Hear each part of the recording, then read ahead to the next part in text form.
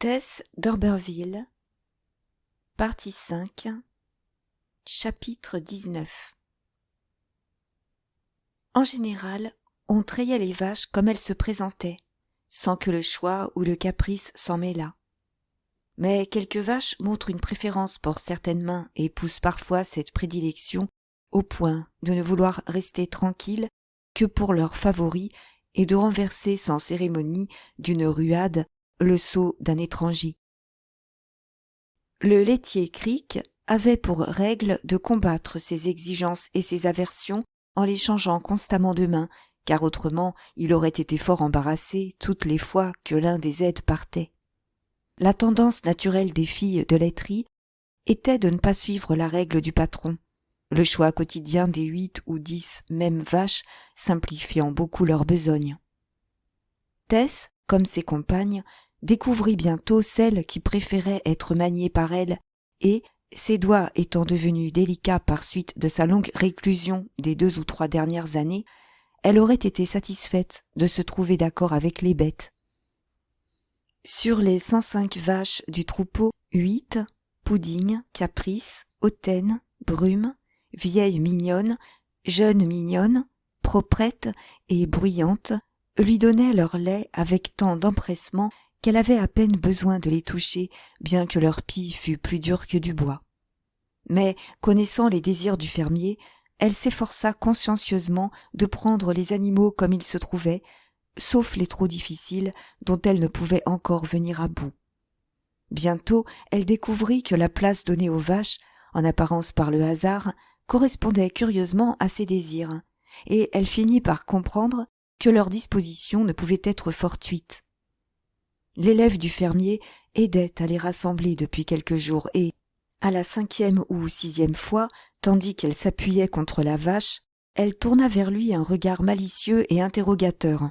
« Monsieur Clair, vous avez rangé les vaches ?» dit-elle, rougissante.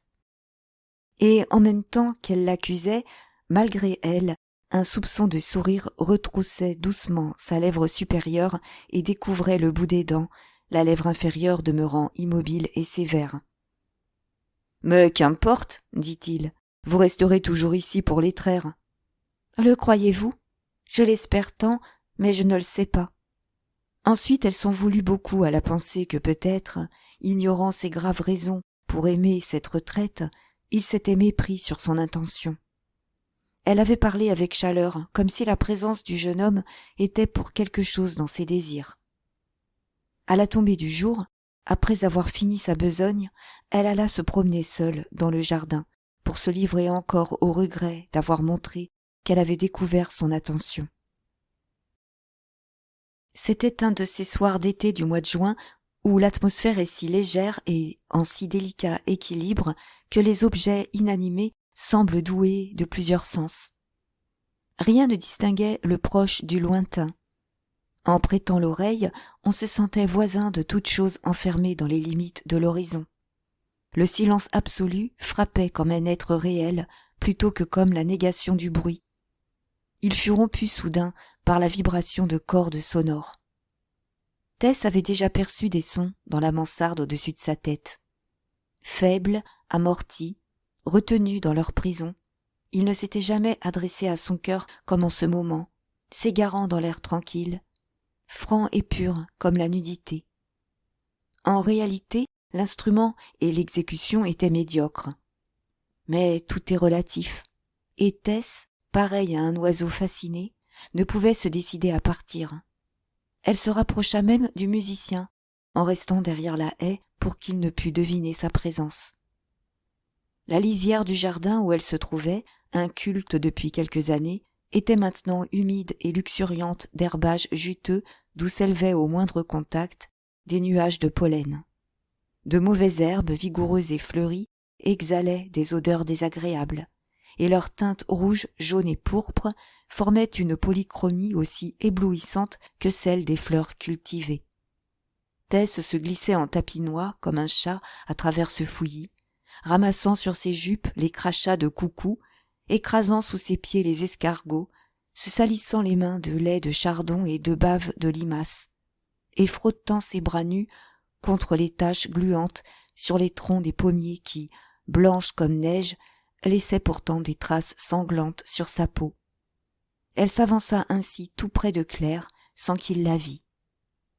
Elle n'avait plus conscience du temps ni de l'espace. L'exaltation qu'elle faisait naître, en fixant une étoile, la saisissait maintenant à l'insu de sa volonté. Elle ondulait sur les notes grêles de la mauvaise harpe, et les harmonies passaient en elle comme des brises, lui faisant venir les larmes aux yeux. Elle croyait voir les notes flotter avec le pollen, et l'humidité lui semblait les pleurs du jardin, émue par ses accents. Bien que la nuit fût proche, les fleurs des plantes aux âcres parfums brillaient d'un tel éclat qu'elles paraissaient, dans leur ardeur attentive, ne vouloir pas se fermer, et les flots de couleurs se mêlaient aux flots de sons. La seule lumière qui existât encore venait d'une grande trouée dans le banc de nuages au couchant. C'était comme un morceau de jour laissé là par hasard, car le crépuscule avait enveloppé tout le reste. Claire termina sa mélodie plaintive, œuvre très simple, ne demandant pas grand talent, et Tess attendit, dans l'espérance qu'il en recommencerait peut-être une autre. Mais, las de jouer, il avait tourné la haie sans se presser, et arrivait en flânant derrière elle. Tess, les joues en feu, s'éloigna furtivement sans faire à peine plus de bruit que si elle restait immobile. Angel vit pourtant sa claire robe d'été et lui parla. Bien qu'il fût à une certaine distance et qu'il eût baissé la voix, ses paroles arrivaient jusqu'à elle. « Tess, pourquoi vous sauvez-vous ainsi ?» disait-il. « Avez-vous peur ?»« Oh, non, monsieur. Pas des choses du dehors, surtout à présent que les fleurs de pommier tombent et que tout est si vert. »« Mais vous avez des craintes au-dedans, hein ?»« Mon Dieu. Oui, monsieur. »« Crainte de quoi ?»« Je ne saurais dire. »« Que le lait aigrisse ? » ?»« Non. »« Crainte de la vie en général ? » ?»« Oui, monsieur. »« Ah, moi aussi, j'en ai. Très souvent. Quel casse-tête que la vie, n'est-ce pas ? » ?»« Oui, maintenant que vous le dites de cette façon, monsieur. »« Tout de même, je ne me serais pas attendu à ce qu'une jeune fille telle que vous le sente déjà. Comment cela se fait-il ?» Elle resta silencieuse et hésitante. « Allons, Tess, dites-moi en confidence. » Elle crut qu'il voulait parler de la physionomie sous laquelle les choses se présentaient à elle et répliqua timidement. « Les arbres ont des yeux curieux, n'est-ce pas ? Du moins, ils en ont l'air. Et la rivière dit « Pourquoi m'ennuyez-vous à me regarder ?» Et il vous semble voir des fils de lendemain les uns après les autres. Le premier gros et clair, les autres de plus en plus petits à mesure qu'ils s'éloignent. Mais ils paraissent tous très cruels et très farouches, comme s'ils disaient « Je viens, prends garde à moi, prends garde à moi !» Mais vous, monsieur, vous faites naître des rêves avec votre musique et chassez toutes ces terribles imaginations. Il fut surpris de découvrir de si tristes pensées chez cette jeune femme, cette simple fille de laiterie, ayant en elle, pourtant, ce quelque chose de rare qui la faisait envier de ses compagnes. Elle exprimait à sa façon naïve, aidée un peu par son éducation primaire, des sentiments que l'on pourrait presque appeler ceux de l'époque, le mal moderne. Il en fut moins étonné en réfléchissant que nous appelons idée avancée, ce qui n'est en réalité, le plus souvent, que la définition nouvelle, donnée par la mode à l'aide des mots en logis et en ismes, de sensations vaguement saisies depuis des siècles. Pourtant, c'était étrange qu'elle lui fût venue si jeune. Plus qu'étrange, c'était frappant, touchant, pathétique. Comme il n'en devinait pas la cause, rien ne pouvait lui rappeler que l'expérience consiste en intensité, non en durée. La flétrissure corporelle et passagère de Tess avait été la moisson de son esprit. De son côté, Tess ne pouvait comprendre qu'un homme de famille ecclésiastique, de bonne éducation, à l'abri du besoin, trouvât que la vie est une infortune. Elle, la malheureuse, avait de trop bonnes raisons.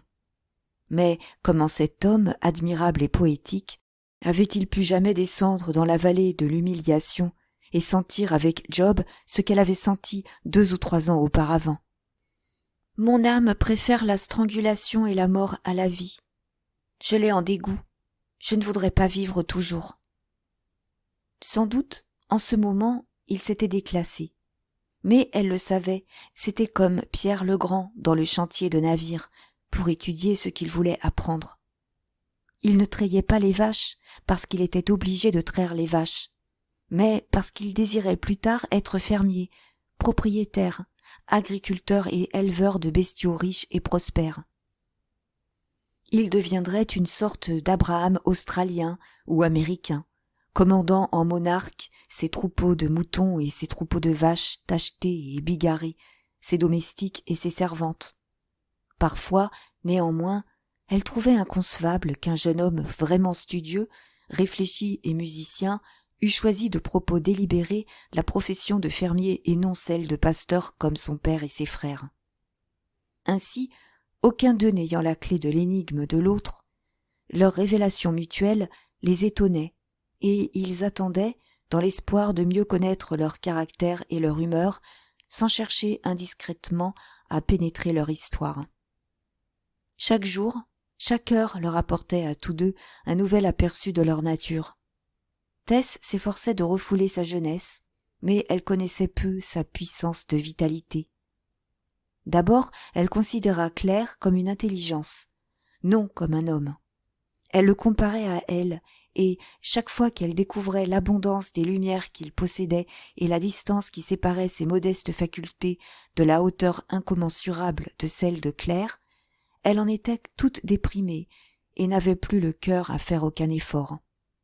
Il remarqua son abattement un jour qu'il avait par hasard fait allusion, en lui causant, à la vie pastorale de la Grèce antique. Elle cueillait sur le talus des boutons d'arôme pendant qu'il parlait. « Pourquoi prenez-vous soudain cet air affligé ?» demanda-t-il. « Oh, c'est seulement en pensant à moi, » dit-elle avec un frêle et triste rire. Et elle se mit à peler nerveusement les boutons. « Rien que l'idée de ce qui aurait pu être pour moi. Ma vie a l'air d'avoir été gâchée, faute de chance. Quand je vois ce que vous savez, ce que vous avez lu, et vu, et pensé, je sens ma nullité. Je suis comme la pauvre reine de Saba de la Bible. Je n'ai plus de courage. »« Mon Dieu, n'allez pas vous tourmenter pour cela. Mais, dit-il avec enthousiasme, je serais trop heureux, ma chère Tess, de vous aider à étudier ce que vous voudrez. »« Tiens, c'en est une autre, » dit-elle en l'interrompant et lui tendant le bouton qu'elle venait de dépouiller. « Quoi ? » ?»« Je voulais dire que tous les boutons ne se ressemblent pas quand on les pèle. »« Peu importe. Aimeriez-vous étudier quelque chose en particulier ? L'histoire, par exemple ? » ?»« Quelquefois, j'ai idée que ce n'est pas la peine d'en savoir plus que je n'en sais déjà. »« Pourquoi donc ? » ?»« Parce que, à quoi sert-il d'apprendre que je fais partie d'une longue file de gens ? De découvrir qu'il y a dans quelques vieux livres quelqu'un, juste pareil à moi, et de savoir que je jouerai seulement son rôle. Cela sert à me rendre triste. Voilà tout. Le mieux est de ne pas se souvenir que votre nature et vos actes passés ont été juste pareils à ceux de milliers de gens et que votre vie et vos actes à venir seront juste pareils à ceux de milliers d'autres. »« Comment ? Vous n'avez vraiment envie de ne rien apprendre ? » ?»« Je ne demanderais pas mieux que d'apprendre pourquoi le soleil brille de même sur les bons et sur les méchants, » répondit-elle, avec un léger tremblement dans la voix.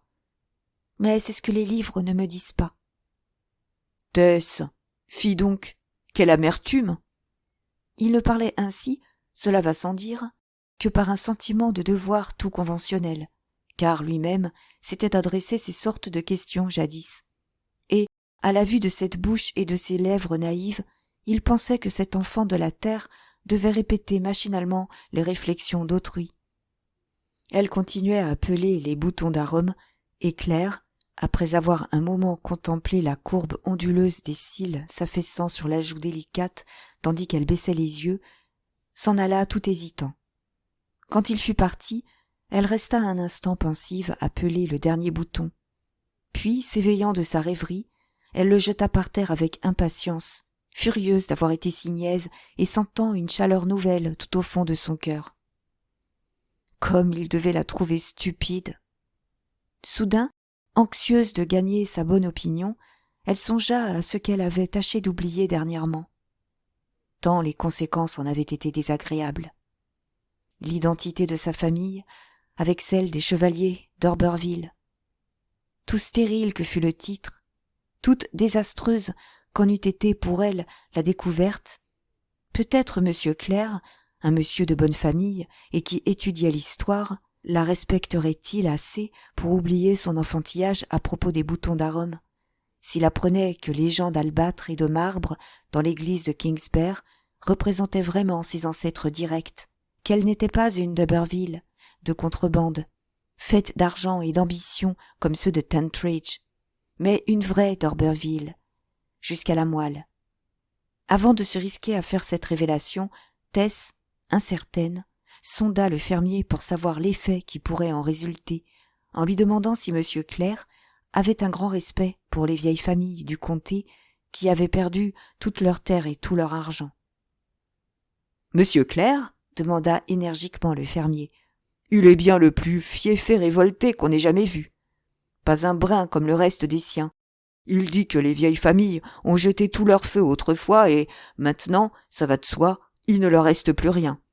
Voilà les billets et les Drinkards, et les Gray, et les Saint-Quentin, et les Hardy, et les Gould, qui avaient des lieux et des lieues de terrain dans cette vallée. Vous pourriez bien les acheter toutes maintenant pour une chanson. Tenez, notre petite Rétie Pradle d'ici. Vous savez, elle est Paridel, la vieille famille qui possédait des masses de terre par là-bas, du côté de King's Hintock, qui est maintenant au comte de Wessex, avant même qu'on ait entendu parler de lui et des siens. Eh bien, monsieur Clair l'ayant su, pendant des jours il a parlé sur un ton méprisant à la pauvrette. Ah, qui lui disait, vous ne ferez jamais une bonne fille de laiterie. Vous avez usé toute votre adresse. Voilà des années en Palestine. Et il faut que vous restiez en jachère pendant des 1000 ans avant de pouvoir rien faire de nouveau. L'autre jour, un gamin est venu demander de l'ouvrage. Il disait qu'il s'appelait Matt. Quand nous lui avons demandé son nom de famille, il a dit qu'il ne savait seulement pas s'il avait un nom de famille. Et quand nous lui avons demandé pourquoi, il a dit que ces gens n'étaient peut-être pas établis depuis assez longtemps. « Ah, vous êtes juste le garçon que je cherche, » qu'a dit monsieur Clair en sautant de sa chaise et en lui donnant une poignée de main. « J'espère beaucoup de vous. » Et il lui a fait cadeau d'une demi-couronne. « Oh non, qu'il ne peut pas digérer les vieilles familles. » Après avoir entendu cette caricature des opinions de Clair, la pauvre Tess fut heureuse de n'avoir pas dit un mot dans un moment de faiblesse, bien que sa famille fût si extraordinairement vieille qu'elle était presque revenue à son point de départ et qu'on pouvait la prétendre nouvelle.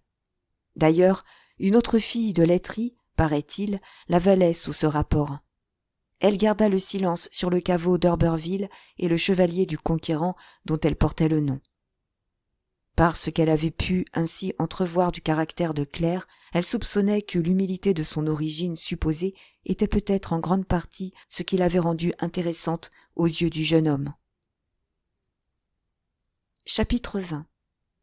La saison avançait, tout approchait de la maturité. Les fleurs, les feuilles, les rossignols, les grives, les pinsons, les créatures éphémères d'une nouvelle année s'installaient où d'autres avaient existé l'année précédente, quand elles-mêmes n'étaient encore rien que germes et molécules inorganiques. Les rayons du soleil levant hâtaient l'éclosion des bourgeons et les effilaient en longues tiges, faisaient monter la sève en flots silencieux, ouvraient les pétales et aspiraient les parfums qui s'exhalaient des plantes en jets invisibles. Les serviteurs du laitier Crick menaient une vie confortable, paisible, même joyeuse. Leur position était peut-être la plus heureuse de toutes dans l'échelle sociale, au-delà de cette limite où finit le besoin et en deçà de cette autre où les convenances commencent à gêner la nature et où les soucis d'une élégance râpée réduisent l'aisance à la misère. Ainsi passait la période feuillue où l'arborescence semble absorber la vie de la terre.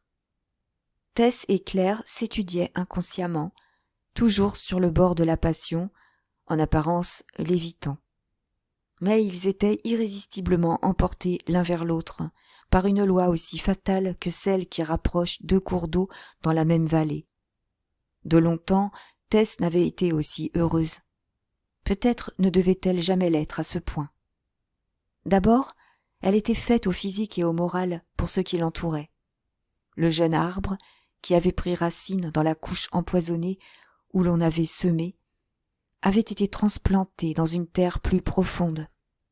Puis, elle et Claire se tenaient encore sur ce terrain disputé entre la sympathie et l'amour, où l'on reste sans rien approfondir, sans réfléchir et sans se poser les questions embarrassantes. Où va me porter ce nouveau courant? De quelle importance est-il pour mon avenir et par rapport à mon passé? Pour Angel Claire, Tess n'était toujours qu'une rencontre fortuite, une chaude apparition rosée qui commençait à prendre quelque persistance dans son esprit. S'il permettait à sa pensée de s'arrêter sur elle, c'était en attribuant sa préoccupation à l'intérêt du philosophe pour un spécimen du sexe féminin, plein de nouveautés et de fraîcheur. Ils étaient constamment ensemble. Ils ne pouvaient faire autrement. Ils se rencontraient tous les jours, à ce moment étrange et solennel du crépuscule du matin, l'aube violette ou rose. Car ici, il fallait se lever tôt, très tôt. Les vaches étaient traites de bonne heure, et auparavant se faisait l'écrémage du lait qui commençait vers 3 heures. D'ordinaire, quelqu'un de la ferme était chargé d'éveiller les autres, après avoir été lui-même averti par un réveil matin. Et comme Tess était la dernière venue et qu'elle avait le sommeil léger, cette tâche lui était très fréquemment imposée. 3 heures n'avaient pas plus tôt tinté et bourdonné qu'elle quittait sa chambre et courait à la porte du laitier. Puis elle grimpait à l'échelle et appelait Angel d'un chuchotement sonore. Puis elle réveillait ses camarades de chambre. Elle s'habillait ensuite. Claire était déjà en bas et dehors, dans l'air humide.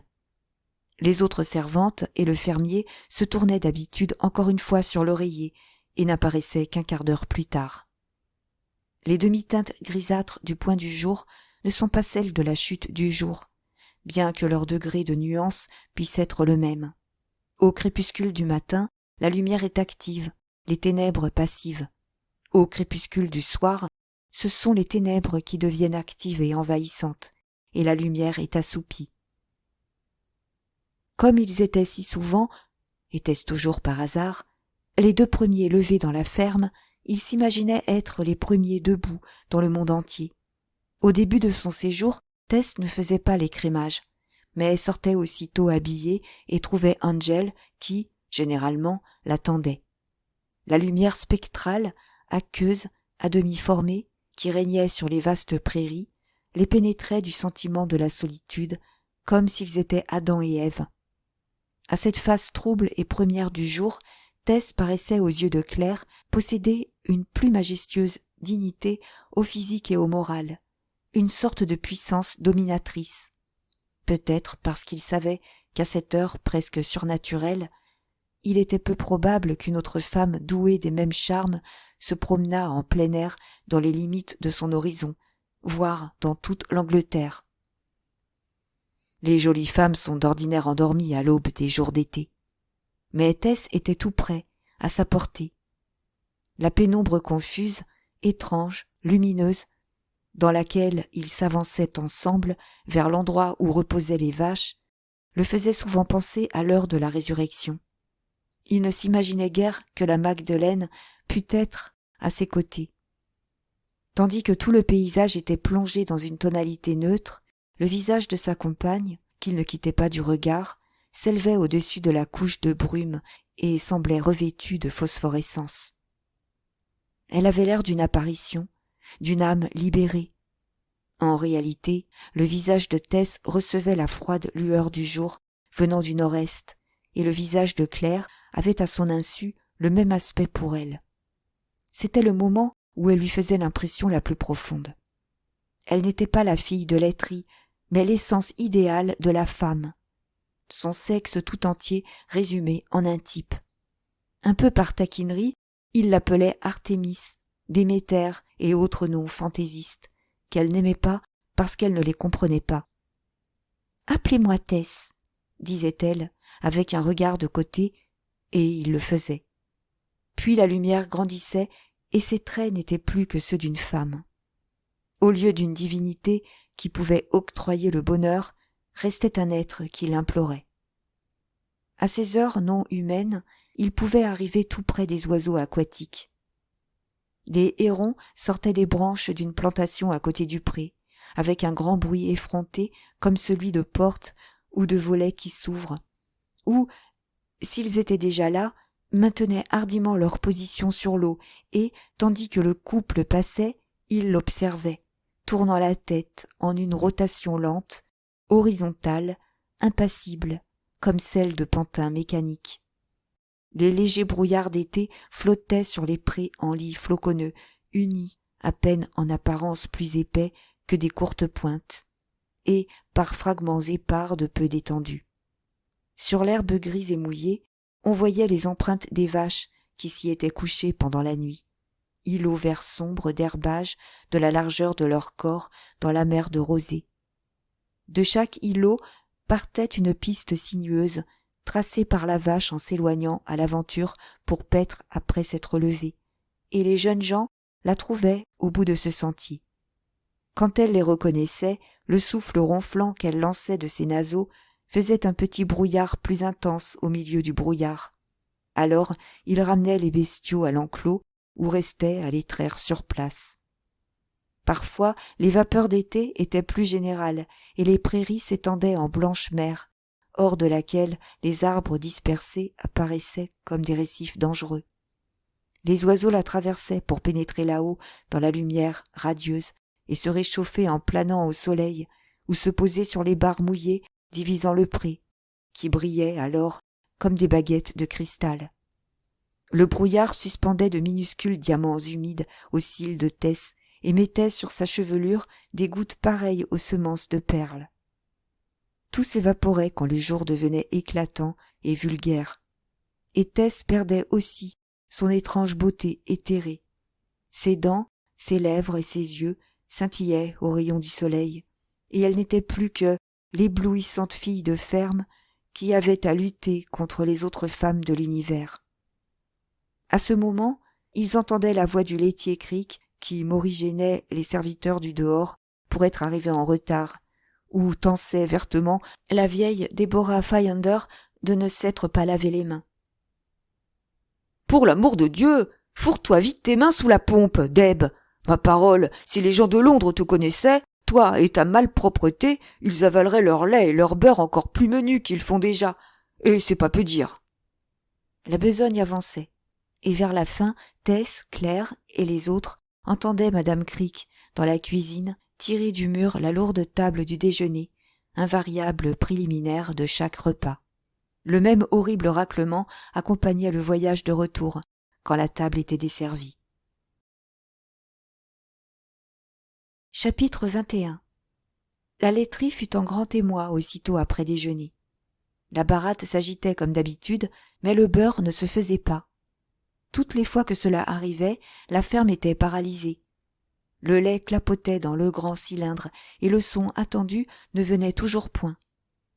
Le laitier Crick et sa femme, Tess, Marianne, Retty Priddle, Ise Huet et les servantes mariées des chaumières d'alentour et aussi Monsieur Clare, Jonathan Cale, la vieille Déborah et les autres se tenaient là, regardant la baratte avec désespoir.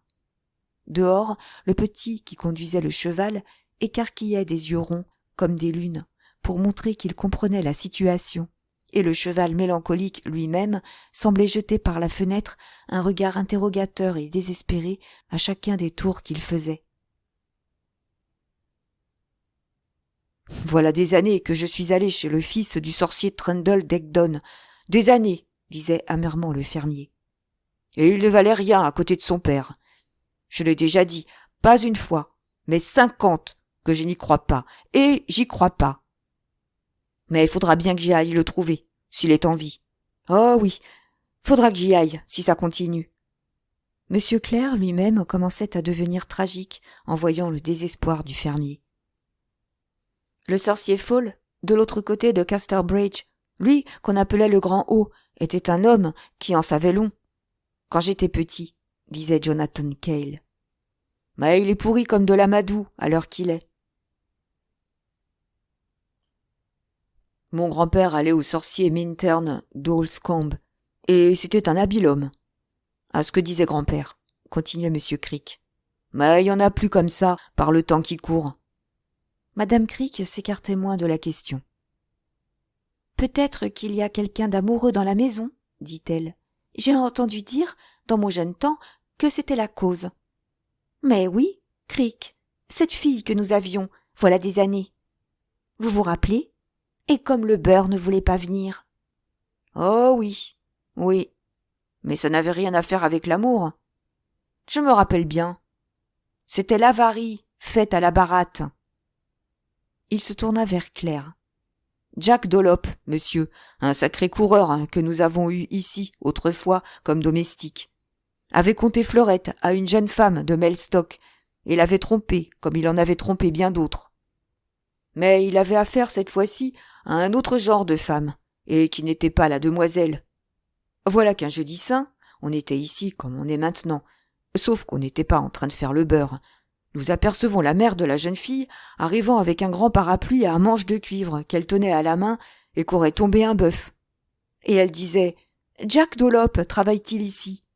J'ai un gros compte à régler avec lui, je vous en réponds. » Un peu en arrière marchait la jeune femme, à Jack, qui pleurait à fendre l'âme dans son mouchoir. « Oh, Seigneur, en voilà-t-il pas une histoire ?» que dit Jack, qui le regardait par la fenêtre. « Elle va m'assassiner.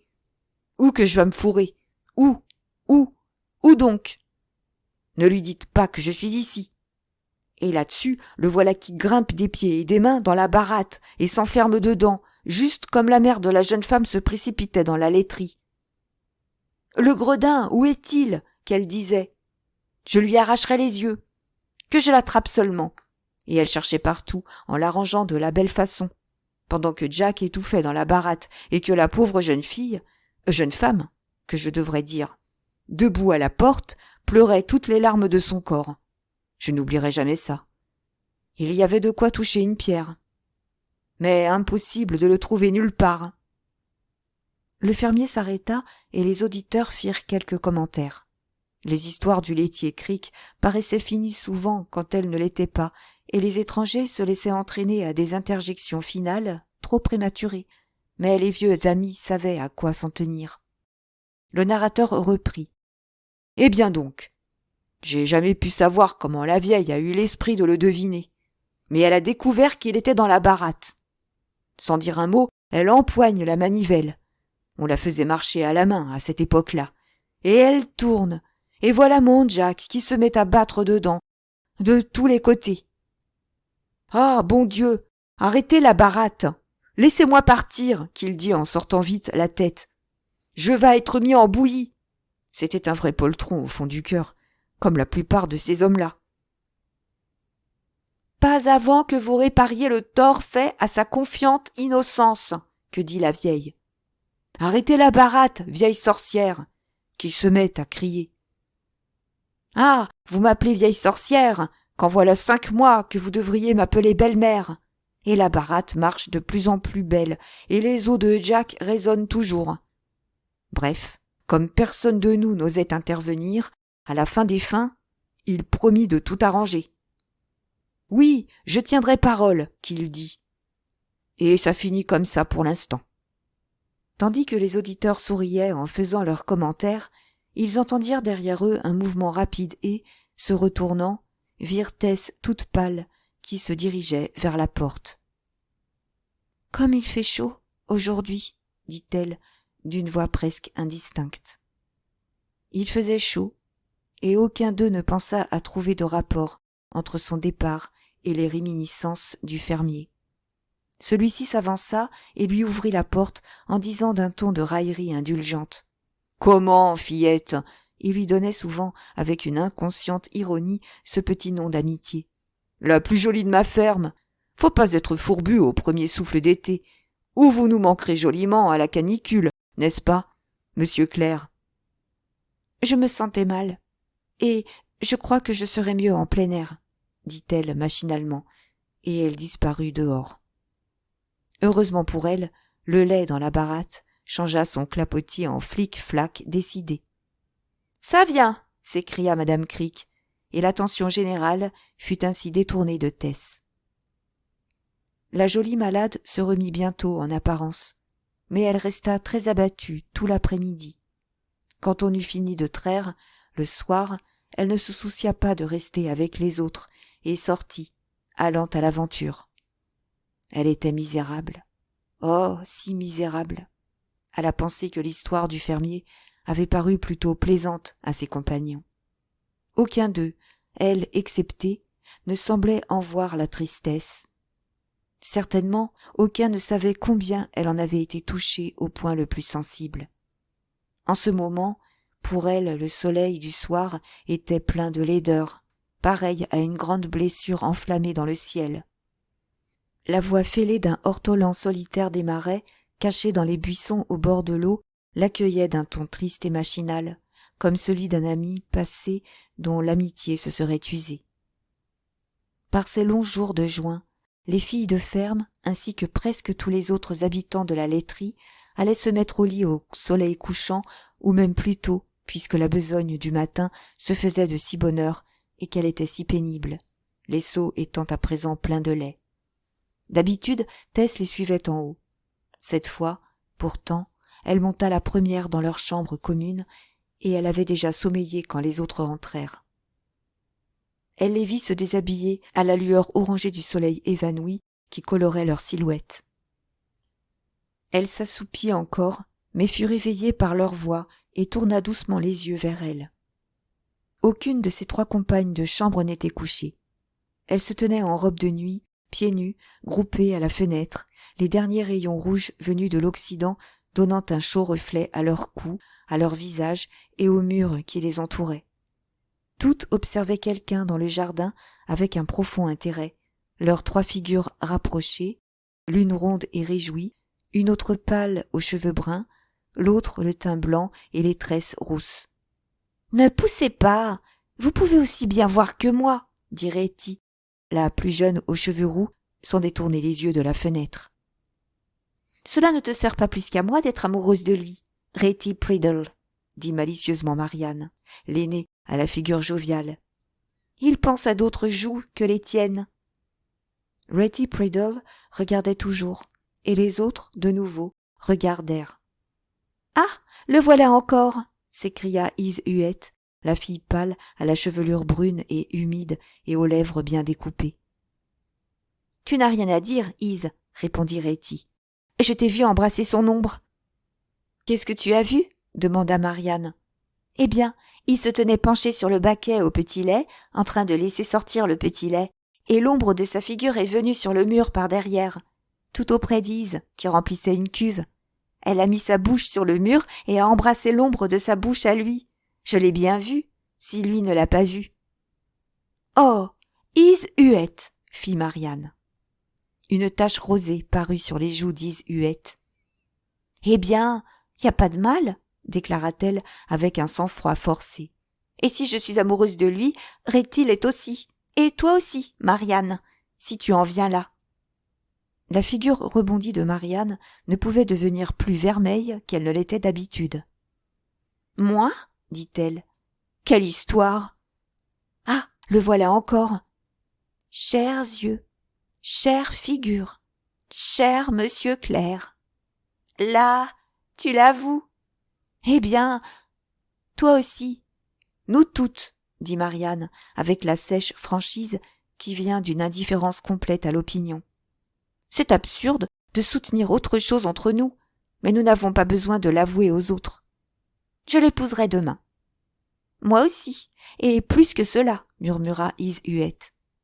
Et moi aussi, chuchota la timide Retty. Celle qui écoutait était brûlante.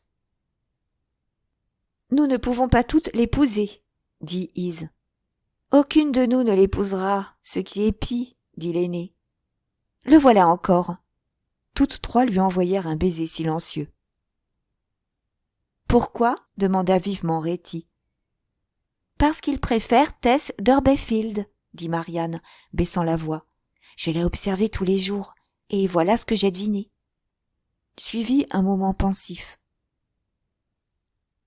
Mais elle ne tient pas du tout à lui, murmura Retty dans un souffle.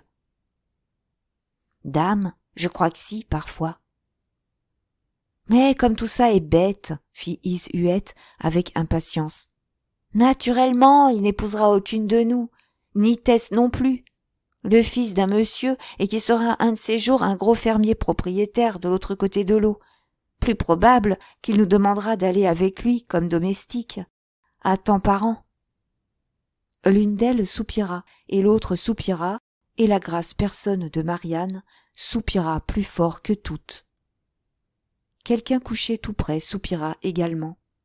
De grosses larmes vinrent aux yeux de Retty Priddle, la plus jeune, la jolie fille aux cheveux rouges, la dernière fleur des Paridel, si important dans les annales du comté. Elles restèrent encore un peu à regarder silencieuses leurs trois visages rapprochés comme avant et les nuances de leur chevelure se mêlant. Mais l'inconscient M. Clair était rentré, et elles ne le virent plus. Les ténèbres commençant à s'épaissir, elles se glissèrent dans leur lit. Quelques minutes après, elles l'entendirent monter par l'échelle dans sa chambre.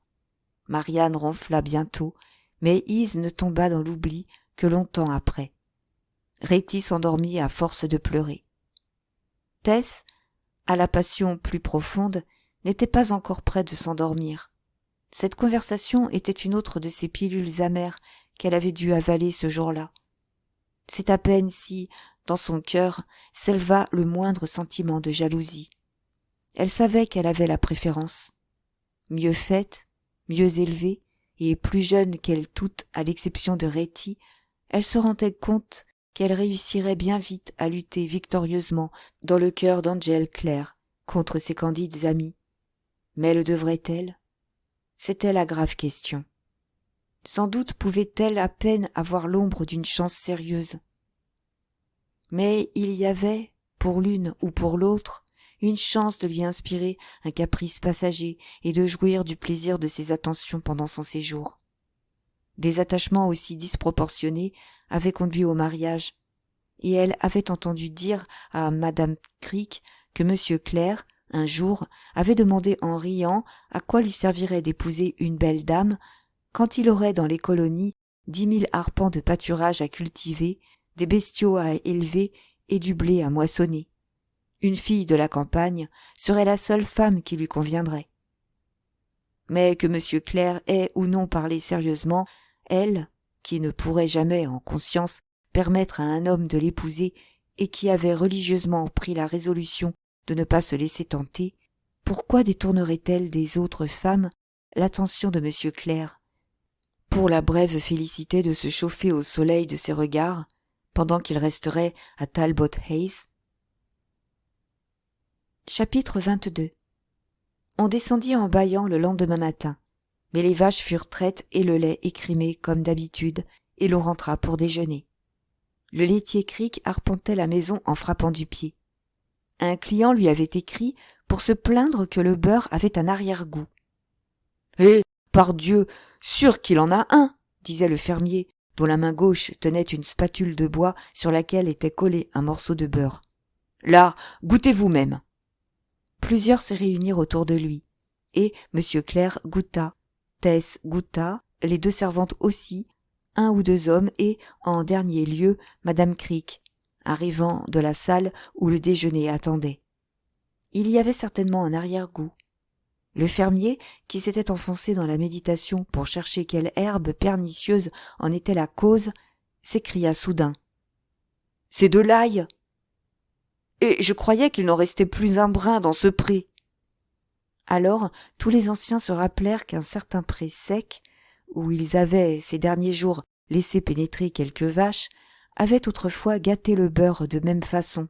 À cette époque, le fermier n'avait pas reconnu le goût, et il avait cru le beurre ensorcelé. « Il faut passer en revue ce pré-là. Ça ne doit pas continuer, reprit-il. Tous s'armèrent de vieux couteaux pointus et sortirent ensemble. La plante nuisible devait être de dimensions bien microscopiques pour avoir échappé à l'attention ordinaire, et il y avait peu d'espoir, semblait-il, de la découvrir dans cette étendue de riche herbage. Pourtant, ils se mirent sur une même ligne. Tous étaient là, car la recherche était fort importante. Au bout, le fermier avec M. Clair, qui s'était offert. Puis Tess, Marianne, Is Huet et Retty. Puis Bill Lewell, Jonathan et les femmes mariées.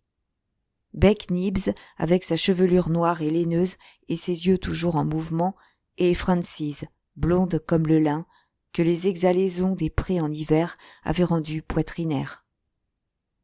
Les yeux fixés sur le sol, ils avançaient tout doucement, suivant une bande du champ, puis retournaient sur leurs pas un peu plus loin, de façon que nul pouce de terrain ne pût échapper au regard. C'était une ennuyeuse corvée, car à peine découvrit-on une douzaine de pousses d'ail dans le pré. Mais l'âcreté de la plante est telle que, si une seule vache en prend une seule bouchée, le goût en est donné ce jour-là au produit de toute la laiterie. Il formait, le dos courbé, une file curieusement uniforme, automatique, silencieuse, impersonnelle. Ils allaient à petits pas, inclinés très bas pour découvrir la plante, les boutons d'or reflétant sur leur visage plongé dans l'ombre une douce lueur jaunâtre, qui leur donnait l'aspect mystérieux d'être éclairés par la lune, bien que le soleil leur versât ses rayons de midi sur le dos. Angel Clair restait fidèle à la règle qu'il s'était faite, en vrai communiste, de se joindre toujours aux autres, mais il levait les yeux de temps en temps, et ce n'était point le hasard qui l'avait placé près de Tess. « Eh bien, comment allez-vous » murmura-t-il. « Mais très bien, merci, monsieur » répliqua-t-elle d'un ton réservé. Comme ils avaient discuté 1 ou 2 heures plus tôt une foule d'affaires personnelles, cette entrée en matière semblait un peu superflue. Mais, pour le moment, la conversation en resta là. Ils allaient tout doucement, le bord du jupon de Tess touchant la guêtre de Claire et leurs coudes se frôlant parfois. Enfin, le fermier, qui venait ensuite, ne put y tenir plus longtemps. « Misère !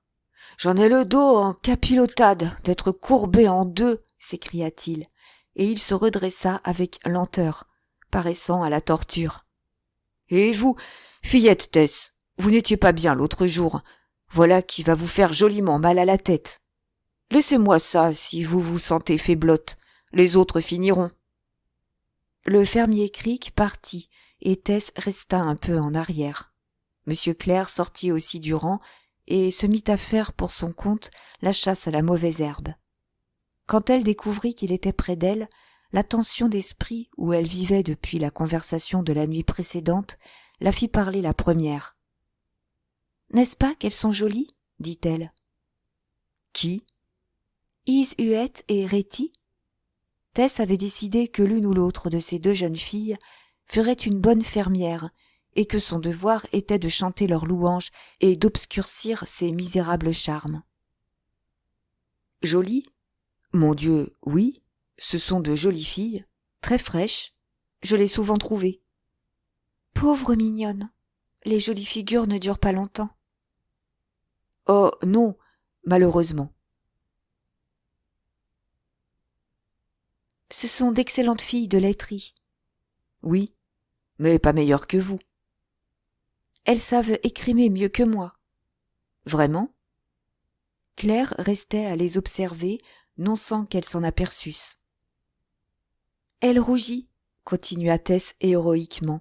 « Qui ? » « Retty Priddle. »« Oh, pourquoi cela ? » ?»« Parce que vous la regardez. » Tess, toute pleine d'abnégation qu'elle fut en ce moment, ne pouvait guère aller plus loin et crier « Épousez donc l'une d'elles, si vous voulez vraiment une fille de la campagne et non une dame, et ne pensez pas à m'épouser. » Elle suivit le fermier Crick, et elle eut la triste satisfaction de voir que Claire demeurait. De ce jour-là, elle se contraignit à l'éviter, ne se permettant jamais, comme avant, de rester longtemps en sa compagnie, même si leur réunion était accidentelle. Elle laissait aux trois autres toutes les chances. Tess était suffisamment femme pour comprendre, d'après les aveux de ses compagnes, qu'Angel Clare avait sous sa garde l'honneur de toutes ses filles et, remarquant le soin scrupuleux avec lequel il évitait de les compromettre, elle sentit grandir en elle un tendre respect pour ce qu'elle croyait être, à tort ou à raison, l'empire de soi que donne le sentiment du devoir. C'était une qualité qu'elle ne s'était pas attendue à trouver chez quelqu'un de l'autre sexe, et sans laquelle plus d'un des simples cœurs qui vivaient sous le même toit aurait dû continuer en pleurant son pèlerinage. Chapitre 23. Les chaleurs de juillet s'étaient furtivement avancées et les prenaient à l'improviste. L'atmosphère de cette vallée plate pesait comme un lourd narcotique sur les gens de la ferme, sur les vaches et sur les arbres. De chaudes pluies dissoutes en vapeur tombaient fréquemment, rendant encore plus luxuriante l'herbe que paissaient les vaches et empêchant, dans les autres prés, la fenaison tardive. C'était un dimanche matin. La besogne de la laiterie était terminée et les domestiques venus du dehors étaient rentrés chez eux. Tess et les trois autres filles s'habillaient rapidement car elles avaient convenu d'aller ensemble à l'église de Mellstock qui se trouvait à 5 ou 6 kilomètres de la ferme. Il y avait maintenant 2 mois que Tess était à Talbot Hayes et c'était sa première excursion. Tout l'après-midi et la nuit précédant, de violents orages avaient sifflé sur les prés et avaient emporté dans la rivière une partie du foin. Mais ce matin-là, grâce au déluge, le soleil était encore plus brillant et l'air pur et embaumé.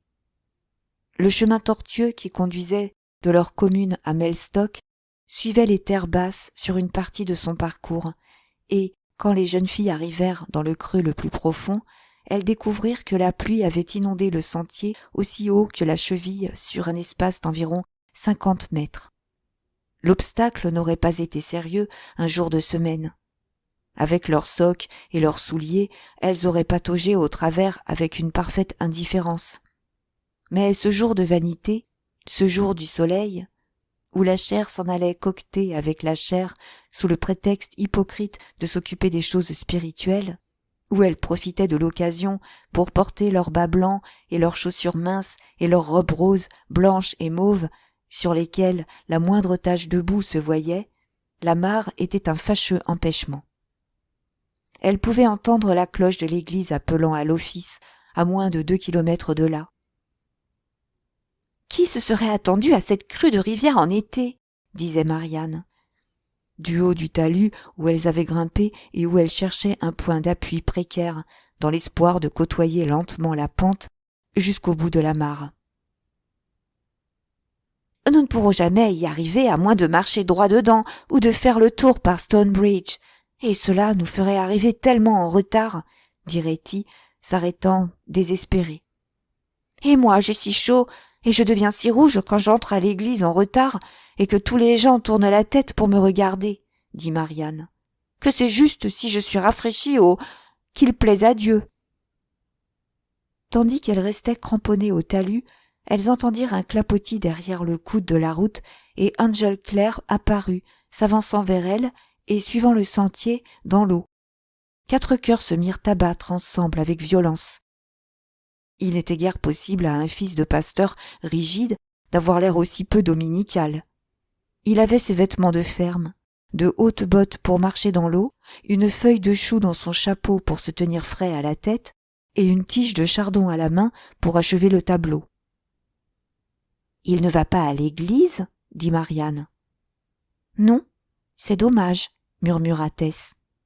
En effet, Angel, par les beaux jours d'été, préférait les sermons des pierres, dont parle le bon duc, de « comme il vous plaira » à tous ceux des prédicateurs. En outre, ce matin-là, il était sorti pour se rendre compte des dégâts causés au foin par la crue de la rivière. En se promenant, il avait aperçu les jeunes filles, trop occupées des difficultés de leur passage pour le remarquer. Il savait que l'inondation avait envahi cet endroit et leur serait un obstacle, et il se hâtait, ayant vaguement idée de la façon dont il les aiderait, l'une d'elles en particulier. Toutes les quatre, avec leurs joues roses et leurs yeux brillants, étaient si charmantes en claire robe d'été, se retenant au talus de la route comme des pigeons perchés sur un toit, qu'il s'arrêta un moment pour les contempler. Leurs jupes de gaze, en rasant l'herbe, avaient cueilli mouches et papillons innombrables qui, incapables de s'échapper, restaient emprisonnés dans le tissu transparent comme dans une volière. Les yeux d'Angel tombèrent enfin sur Tess, la dernière des quatre. Celle-ci, retenant avec peine une folle envie de rire à la vue du dilemme qui se posait, ne put s'empêcher de lui répondre par un regard radieux. Il arriva au-dessous d'elle, dans l'eau, qui ne dépassait pas ses bottes, et resta à considérer les mouches et les papillons pris au piège. « Vous voudriez arriver à l'église ?» dit-il à Marianne qui était par-devant, comprenant les deux autres dans cette remarque, mais évitant Tess. « Oui, monsieur, et il se fait si tard, et je deviens si rouge. »« Je vous porterai pour traverser la mare, toute tant que vous êtes. »« Je crois bien que vous ne pourrez pas, monsieur, dit Marianne. »« C'est la seule manière de passer pour vous. Ne bougez pas. Mais non, vous n'êtes pas trop lourde. Je vous porterai bien toutes ensemble. Maintenant, Marianne, attention. Passez les bras autour de mes épaules, comme cela. Allons, tenez-vous. Ça y est. » Marianne s'était laissée aller sur le bras et l'épaule d'Angel, suivant ses indications, et il s'éloignait avec elle à grandes enjambées, sa mince personne vue de dos ressemblant à la tige du gros bouquet que représentait Marianne. Ils disparurent au tournant de la route, et le bruit mouillé de ses pas et le plus haut ruban du chapeau de Marianne indiquaient seuls où ils étaient. Il réapparut au bout de quelques minutes. Is Huette était la suivante sur le talus. « Le voici venir, » murmura-t-elle, et on percevait que ses lèvres étaient sèches d'émotion. « Et je vais mettre mes bras autour de son cou et le regarder en plein visage, comme Marianne. »« Cela n'a pas d'importance, » dit Tess vivement. « Il y a un temps pour tout, » continua Is sans faire attention, « un temps pour embrasser et un temps pour ne pas embrasser. Le premier va être à moi, maintenant. »« Oh, Is, vous n'avez pas honte, c'est de l'écriture. »« Oui, dit Is, à l'église, et j'écoute les jolis versets. » Angel Claire, qui faisait cela par pure bonté, au moins pour 3 d'entre elles, s'approcha maintenant d'Is. Elle se laissa aller dans ses bras, paisible et rêveuse, et il s'éloigna d'un pas méthodique. Quand elles l'entendirent s'approcher pour la 3e fois, le cœur palpitant de Retty la faisait trembler presque visiblement. Il vint à la jeune rousse et, en la prenant, il regarda Tess. Ses lèvres n'auraient pu dire plus clairement « Ce sera bientôt notre tour à tous deux. » Le visage de Tess montra qu'elle avait deviné. C'était impossible autrement. Ils se comprenaient. La pauvre petite Retty, bien qu'elle fût de beaucoup la plus légère, fut le fardeau le plus pénible de Claire. Marianne avait été comme un sac de farine, un poids inerte de graisse, sous lequel il avait littéralement chancelé. Is s'était laissé porter d'une façon raisonnable et calme. Retty était un paquet de nerfs. Pourtant il vint à bout de cette créature agitée, la déposa et retourna. Par-dessus la haie, Tess voyait au loin le groupe des 3 jeunes filles, debout sur le premier talus, comme il les avait placées. C'était à elle maintenant. Elle se sentait gênée du trouble qu'elle éprouvait encore plus intensément que ses compagnes, et qu'elle avait blâmé chez elle, à la pensée d'être tout près du souffle et des yeux de Monsieur Clair. Comme si elle avait peur de trahir son secret, elle tergiversa avec lui au dernier moment. « Je pourrais peut-être grimper le long du talus. Je grimpe mieux qu'elle.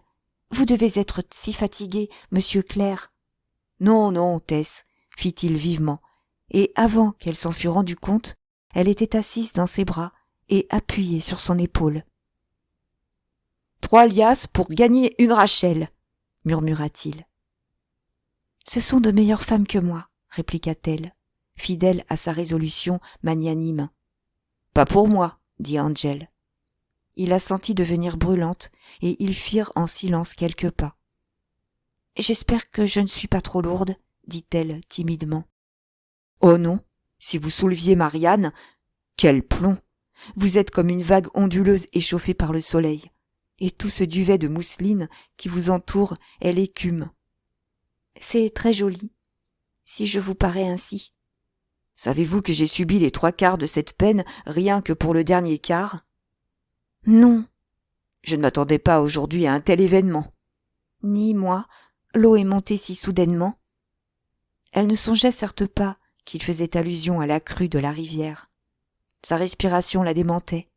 Claire resta immobile et inclina son visage vers celui de la jeune fille.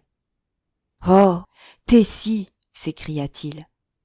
Les joues de Tess étaient brûlantes sous la brise, et son émotion l'empêchait de le regarder dans les yeux.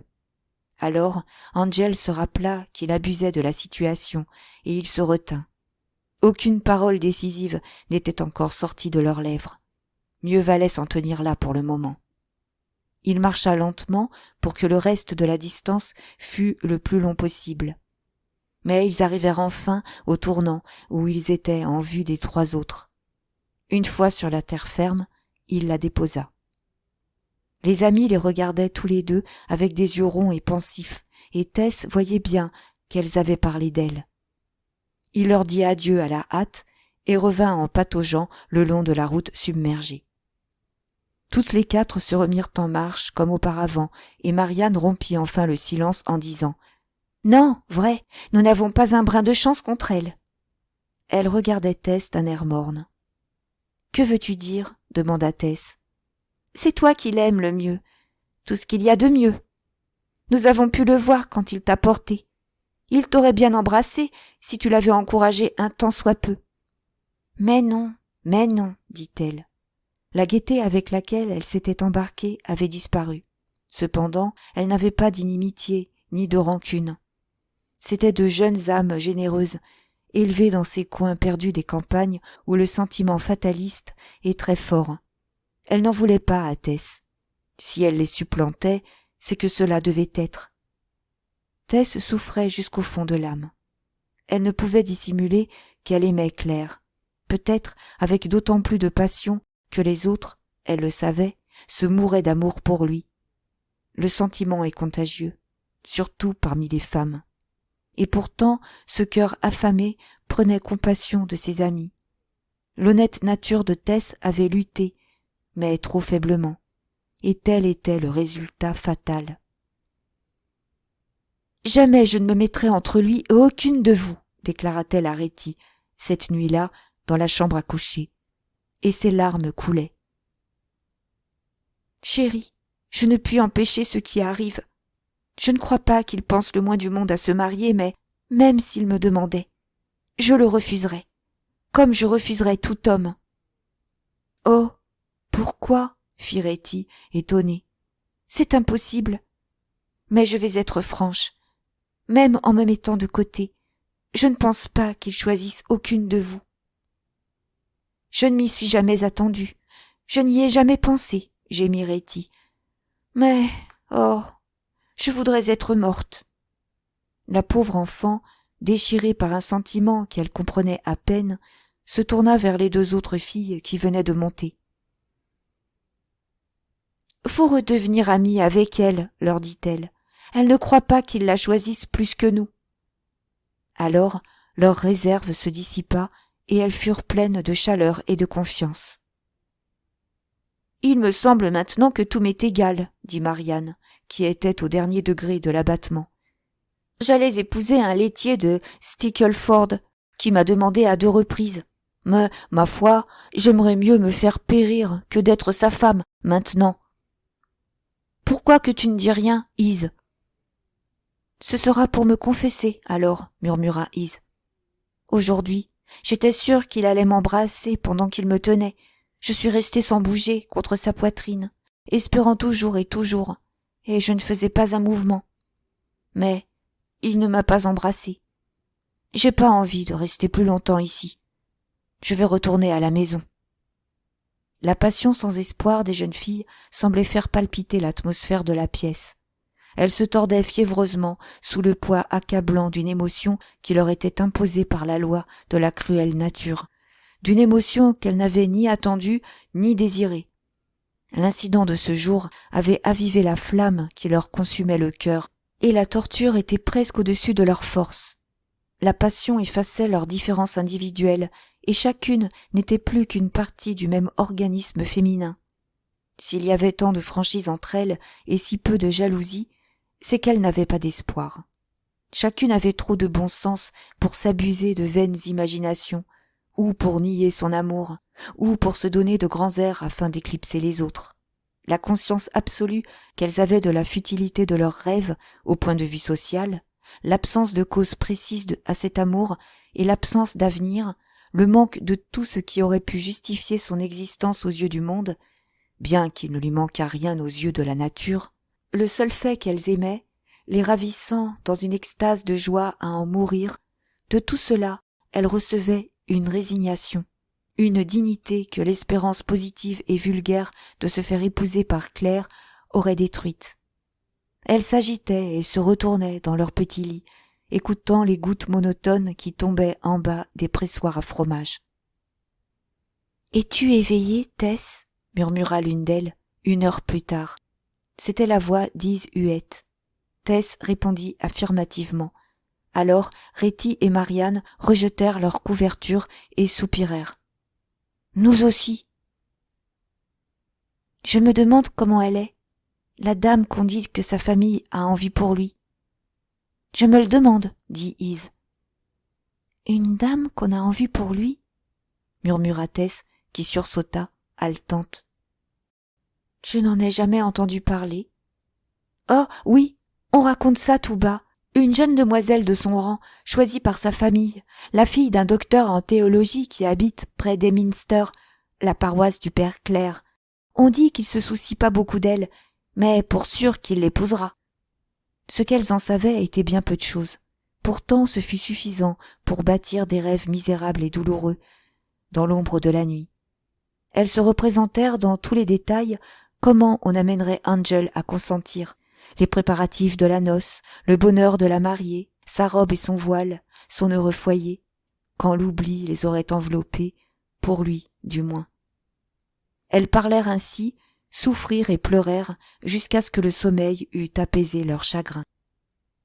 Après cette révélation, Tess n'eut plus la folie d'imaginer que les attentions de Claire avaient une signification sérieuse. C'était un caprice fugitif d'été pour son visage, pour l'amour passager de l'amour, rien de plus. Et le pire déchirement était de réfléchir qu'elle, la préférée du moment, elle qui se savait plus passionnée de nature, plus intelligente, plus belle que les autres, était, du point de vue des convenances, bien moins digne de lui que ces filles ordinaires qu'il dédaignait.